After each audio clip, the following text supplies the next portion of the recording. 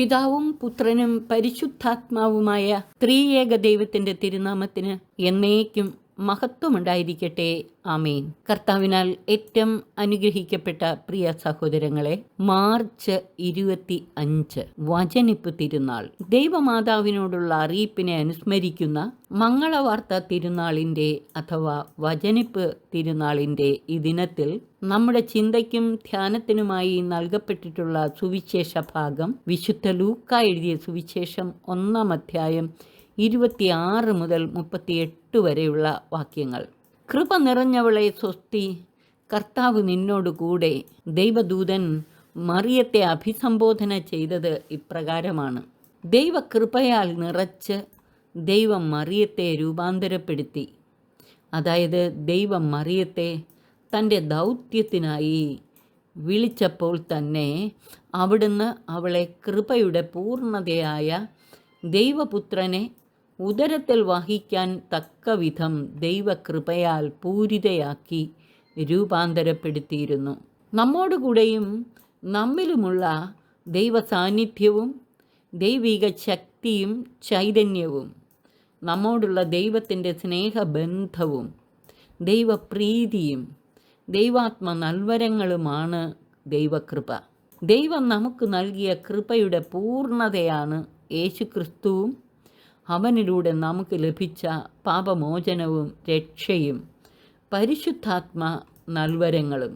ദൈവപുത്രൻ്റെ അമ്മയാകാൻ ദൈവം മുൻകൂട്ടി തിരഞ്ഞെടുത്ത മറിയത്തെ ദൈവകൃപയാൽ അവിടുന്ന് രൂപാന്തരപ്പെടുത്തി കൃപാപൂരിതയാക്കിയിരുന്നു എന്നർത്ഥം.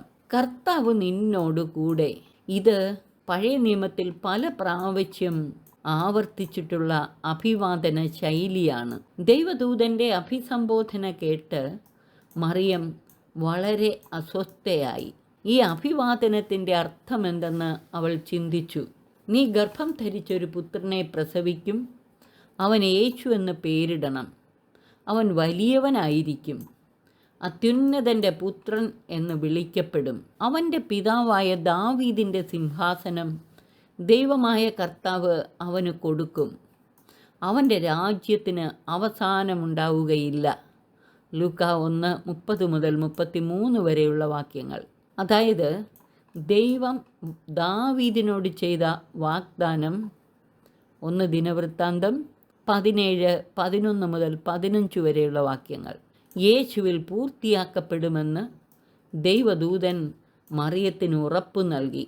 ഞാൻ പുരുഷനെ അറിയുന്നില്ല, പിന്നെ ഇതെങ്ങനെ സംഭവിക്കും എന്ന അവളുടെ സംശയം ദൈവ തിരുമുമ്പിൽ തുറന്നു വച്ചപ്പോൾ മാലാഖ പറഞ്ഞു: പരിശുദ്ധാത്മാവ് നിൻ്റെ മേൽ വരും, അത്യുന്നതൻ്റെ ശക്തി നിൻ്റെ മേൽ ആവസിക്കും. ആകയാൽ ജനിക്കാൻ പോകുന്ന ശിശു പരിശുദ്ധൻ, ദൈവപുത്രൻ എന്ന് വിളിക്കപ്പെടും. ദൈവത്തിനൊന്നും അസാധ്യമല്ല. മറിയം പറഞ്ഞു: ഇതാ കർത്താവിൻ്റെ ദാസി, നിന്റെ വാക്ക് എന്നിൽ നിറവേറട്ടെ. ആ നിമിഷം മനുഷ്യബുദ്ധിക്ക് ചിന്തിക്കാൻ കഴിയാത്ത, മനുഷ്യയുക്തിക്കതീതമായ ഒരു രഹസ്യം അവളെ ആവരണം ചെയ്തു. അത്യുന്നതൻ്റെ ശക്തി അവളുടെ മേൽ ആവസിച്ചു. വചനം അവളിൽ മാംസം ധരിച്ചു. അവൾ കൃപ നിറഞ്ഞവളായി. ദൈവസന്നിധിയിൽ അവൾ കൃപ കണ്ടെത്തി. അങ്ങനെ പ്രപഞ്ച സൃഷ്ടാവ് ലക്ഷ്യം വെച്ചതും മനുഷ്യൻ്റെ പാപം മൂലം നഷ്ടപ്പെടുത്തിയതുമായ ജീവൻ്റെ സമൃദ്ധി മനുഷ്യന് കരഗതമാകുന്നതിന് മറിയത്തിൻ്റെ സഹകരണത്തിലൂടെ ഇടയാവുകയും ചെയ്തു. നമുക്കും അമ്മയോട് ചേർന്ന് കൃപയുടെ പൂർണ്ണതയിലേക്ക് വളരുകയും സകലരെയും പരിശുദ്ധ ത്രിത്വമാകുന്ന കൃപാപ്രവാഹത്തോട് ചേർത്ത് നിർത്തുകയും കൃപയുടെ നീർച്ചാലുകളായി മാറുകയും ചെയ്യാം.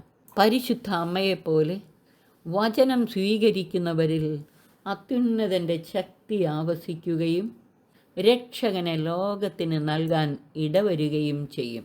പരിശുദ്ധ അമ്മയെ ദൈവം അനാദിയിലെ തൻ്റെ രക്ഷാകര പദ്ധതിയിൽ പങ്കാളിയാകാൻ തിരഞ്ഞെടുത്തിരുന്നുവെന്ന് ഉൽപ്പത്തി പുസ്തകം 3-ാം അധ്യായം 8 മുതൽ 15 വരെയുള്ള വാക്യങ്ങൾ സാക്ഷിക്കുന്നു. വെയിലാറിയപ്പോൾ ദൈവമായ കർത്താവ് തോട്ടത്തിൽ ഉലാത്തുന്നതിൻ്റെ ശബ്ദം അവർ കേട്ടു. 33:8.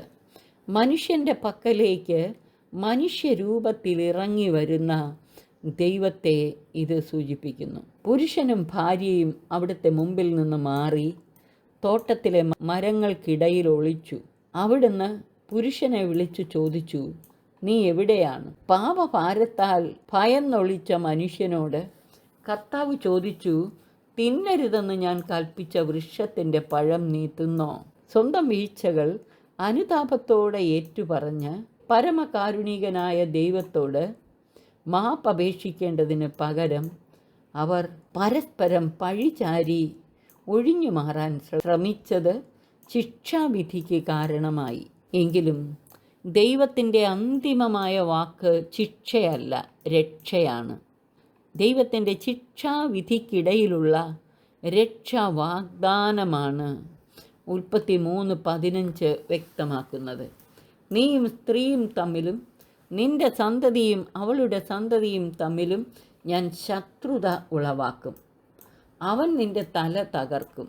ഇവിടെ സൂചിപ്പിക്കുന്ന സ്ത്രീ പരിശുദ്ധ മറിയവും സർപ്പത്തിൻ്റെ തല തകർത്ത സ്ത്രീയുടെ സന്തതി യേശുക്രിസ്തുവുമാണ്. ദൈവപുത്രൻ്റെ കുരിശിലെ യാഗമാണ് സർപ്പത്തിൻ്റെ തല തകർത്തത്. ഈ യാഗം പാപത്താൽ വീണുപോയ മനുഷ്യവർഗത്തിൻ്റെ രക്ഷയ്ക്ക് കാരണമായി. ഒന്നാം ഹവ്വയിലൂടെ പാപം രംഗപ്രവേശനം ചെയ്തെങ്കിൽ രണ്ടാം ഹവ്വയായ പരിശുദ്ധ കന്യക മറിയത്തിലൂടെ രക്ഷാമാർഗം നമുക്ക് തുറന്നു നൽകപ്പെട്ടു.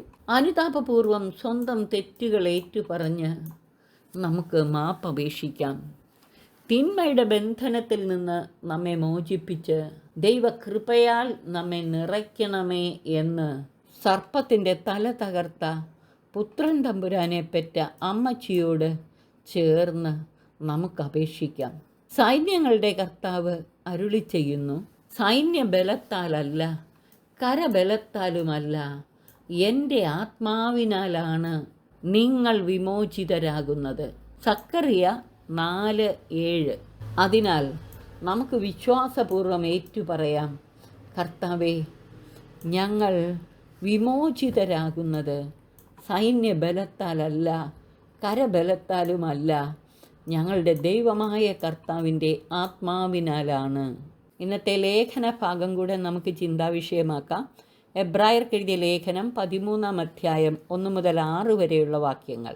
ഈ ലേഖന ഭാഗത്തിലൂടെ സഹോദര സ്നേഹം, ആതിഥ്യ മര്യാദ, പീഡിപ്പിക്കപ്പെടുന്നവരോടുള്ള പരിഗണന, ദാമ്പത്യ വിശ്വസ്തത, ദ്രവ്യാഗ്രഹമില്ലാതെ ഉള്ളതുകൊണ്ട് തൃപ്തിപ്പെട്ട് ദൈവത്തിൽ ആശ്രയിച്ചുള്ള ജീവിതം എന്നിവയാണ് കർത്താവ് നമ്മോട് ആവശ്യപ്പെടുന്നത്.